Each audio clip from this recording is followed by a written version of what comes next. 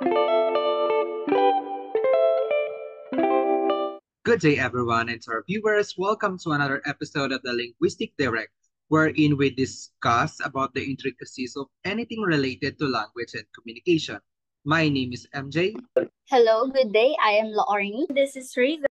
and we will be your hosts for today's episode. To formally start our program, let's begin with the first segment of the day, which is called Recap Minute. So recently, we presented the case analysis of a feral children named Jeannie and children with atypical language development. What can you say about that experience, Larnie? Actually, MJ reflecting on Ginny's case and to those children with the same condition as her due to neglect truly breaks my heart. Those little angels endured unimaginable suffering during their formative years, which drastically impacted their ability to develop language and social skills. So their case is a reminder of our collective responsibility to protect and nurture every child to ensure that they have the opportunity to develop to their fullest potential. Speaking of which, you know what, guys? Theories of language acquisition has offered a brand new image of the principles concerning language and acquisition. There are several theories that we incorporated in this case of Jeannie, and each theory gives an insight or has been used to break down the complexities of language acquisition. These theories and concepts elevated our learning and comprehensions of the relevance of these analogies to the practical and the hypothetical utilization of language and communication. Thank you so much, MJ and Risa. That is very insightful overview of the topic.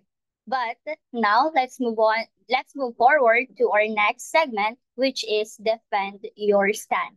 Here, you are asked to discuss your chosen theory.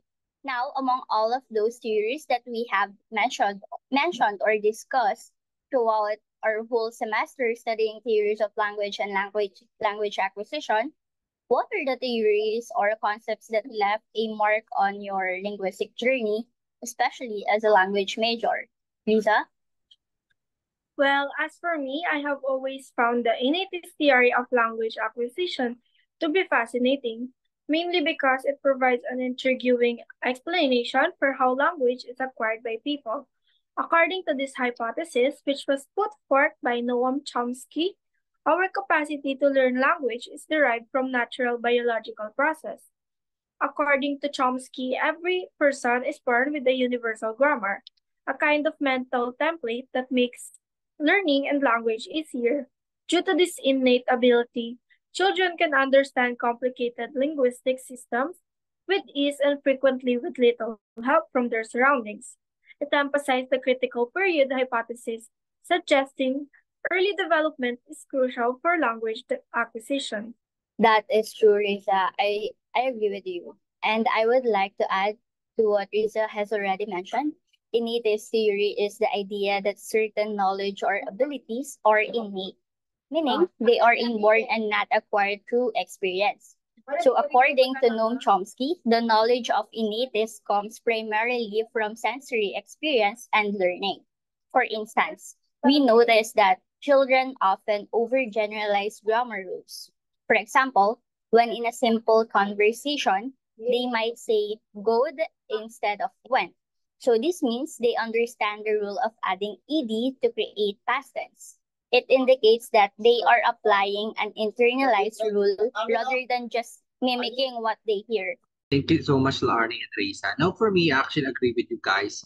I also like to utilize the innatist theory. So before anything else, I would like to give an example of the innatist theory. Based on my experience, I have babysat children before, and one thing that I have noticed that is very common about these children is that how they can grapple with language development just by listening to the adults speaking in their environment. Such as, when children want to drink water, they say mama, which, basically translate to wanting to drink water in an infant language setting. Okay, for our next segment, the comparison and contrast. Please compare and contrast your chosen theory to another related theory or concept. Laarni, would you like to go first?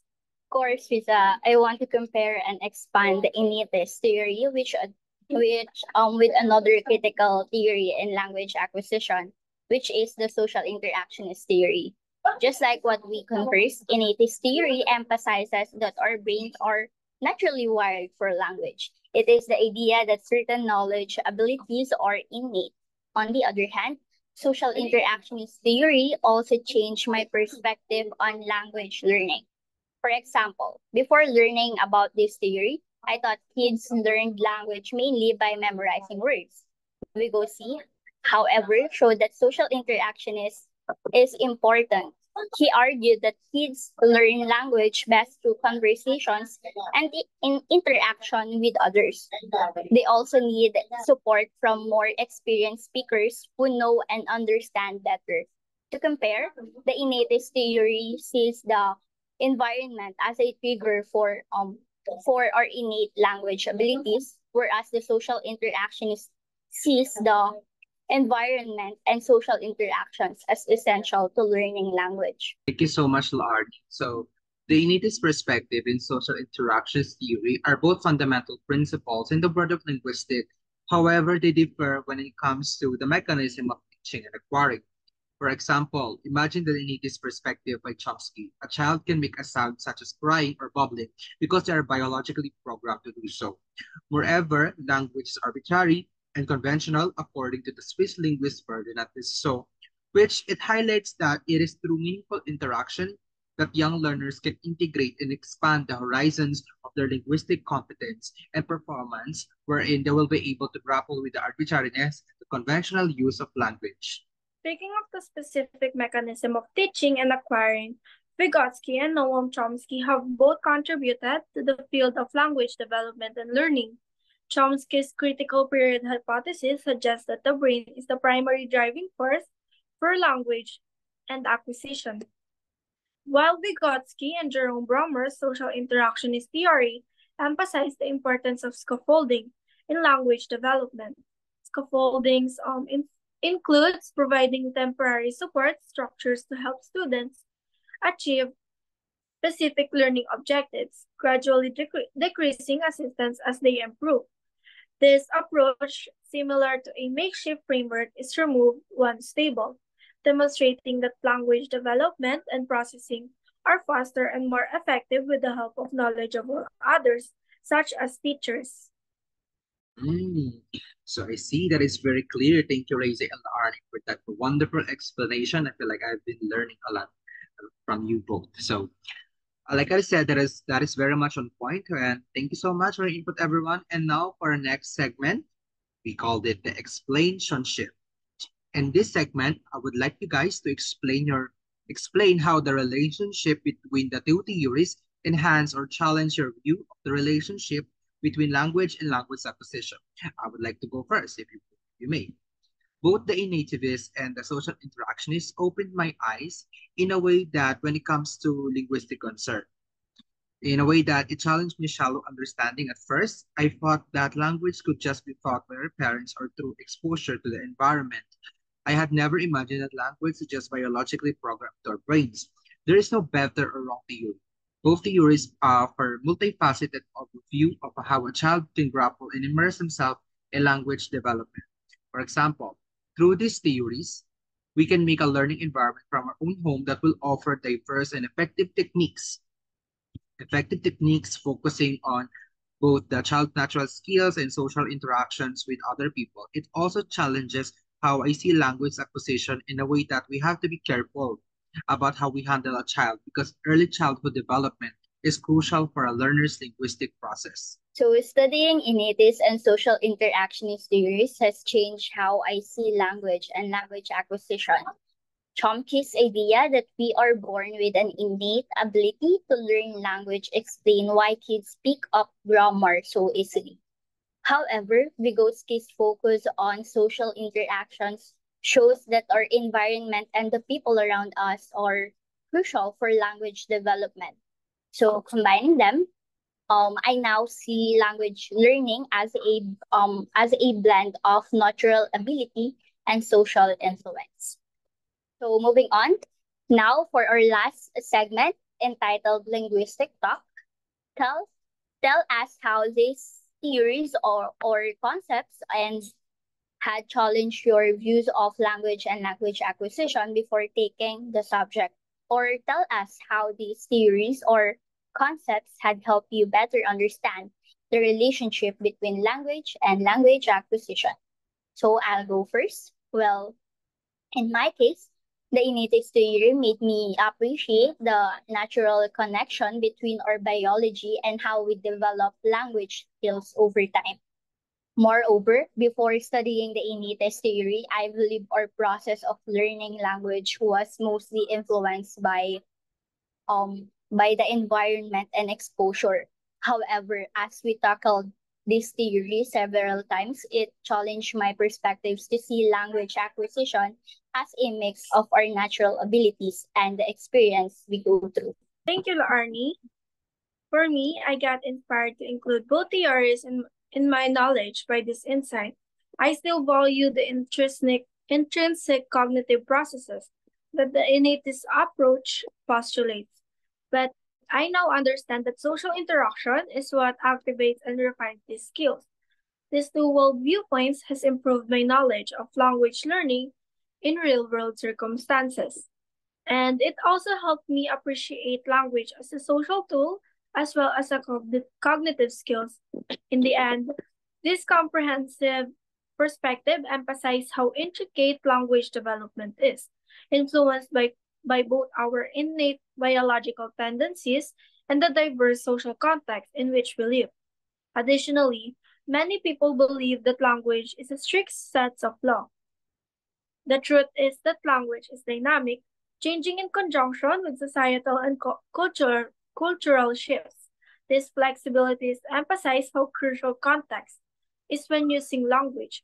Putting these ideas to the test promotes a more sophisticated comprehension of language learning, paving the way for deeper studies on the topic. Thank you so much, Lard and Reza. I would like to begin this conversation by describing, actually, it's not beginning, it's like concluding the conversation by describing my childhood experience. I know what, guys, my first language is Filipino. It is the language that I acquired first. But at the same time, when I was learning the grammar Filipino, I was also exposed to the English language. However, I was not able to absorb English that frequently. I struggled with it growing up, and it wasn't until the 10th grade that I was able to with grapple with the English language. So before taking this course, I had no idea about my linguistic journey, how to label it. But after this semester, I have learned how certain principles have contributed to my language learning and acquisition journey. Noam Chomsky's theory explained how I was able to learn both English and Filipino, while social interactionist theory discusses how, with the help of a more knowledgeable others, such as my mother, teaching me and exposing me to the English language, and my teachers directing me and guiding me to immerse myself in the target language, hence I can manage a language even though it is not the first one. Thank you so much, MJ and Riza. I am glad that we were given this opportunity to have an open discussion about our experience as English majors, especially our newfound relationship with language and language acquisition. So to summarize, we highlight the mechanisms and principles of two theories, the interactionist and the innatist, which learning have significant influence or understanding of language acquisition. So the social interactionist theory emphasizes the importance of interactions with others, while the innatist theory highlights the innate cognitive mechanisms. So these perspectives highlight the diverse influence on language development. By doing so, we compared, contrasted, and related each theory, and we illustrated how this theory and had helped or challenged our minds when it comes to language and language acquisition. That's right, Laarni. I just want to add before we conclude the show that theories of language acquisition are just guiding principles that enable us, not just as language majors, but also to normal people. Through studying and analyzing the various theories and concepts, we would be able to see the different side of language, psychological, social, and cognitive perspective, offering diverse, creative, and effective language learning. Like I have mentioned, there is no better or correct theory. These theories are all critical in our understanding and to realize the richness of language and to alleviate practices regarding acquisition and cross-dimensional communication. Once again, I am Mark Joseph Robles. And I am Laorni Rubaya. And I am Riza May Rosales, and this has been another episode of the Linguistic Direct. Goodbye, everyone. See you next time.